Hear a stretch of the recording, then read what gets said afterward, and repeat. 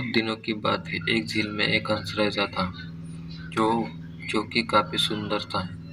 उसके सुंदर सुनहरे पंख थे। वह झील के पास एक बूढ़ी औरत और अपनी बेटियों के साथ रहती थी। बहुत ज्यादा मेहनत करने के बाद भी वह गरीब ही रही। एक दिन हंस ने सोचा शायद मैं हर एक दिन एक सुनहरा पंख दे दूं ताकि ये महिलाएं बेचकर अपने जीने के पर्याप्त पैसा पा सकें। अगले दिन हंस बुढ़िया के पास गया। उसे देखकर बूढ़ी औरत ने कहा, मेरे पास तुम्हें देने के लिए कुछ नहीं है। लेकिन ऐसा कहने पर हंस ने कहा, लेकिन मेरे पास तुम्हारे लिए कुछ है, और समझाया कि वह क्या करे। बुढ़िया और उसकी बेटियां सोने का पंख बेचने के लिए बाजार गई थी। उस दिन वे हाथ में पर्याप्त धन लेकर खुश होकर वापस आई। हंस दिन ब दिन बुढ़िया की और उसकी बेटियों की मदद करता रहा। बेटियां चिड़िया के साथ खेलना पसंद करती थी और बरसात और ठंड के दिनों में उसकी देखभाल करती थी।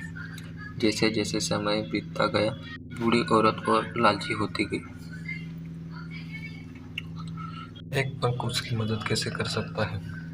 जब कल तक हंस आ जाए तो हमें उसके सारे पंख तोड़ देने चाहिए, उसने अपने बेटे को बताया। इसे बात सुनने पर इसने उसकी मदद करने से इनकार कर दिया। अगले दिन बुढ़िया ने हंस के आने का इंतजार किया। जैसे ही पक्षी आया, उसने अपने अगले हिस्से को पकड़ लिया और अपने पंखों को तोड़ना शुरू कर दिया। जैसे ही उसने उन्हें तोड़ा, पंख सफेद हो गए। बुढ़िया रो पड़ी और हंस को जाने दिया। इस पर हंस ने कहा कि तुम लालची हो गए हो। जब तुमने मेरी इच्छा के बिना मेरे सुनहरे पंखों को तोड़ा तो वो सफेद हो गए।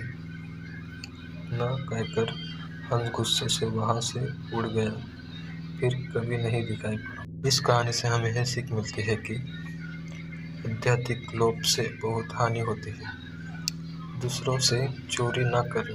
धन्यवाद।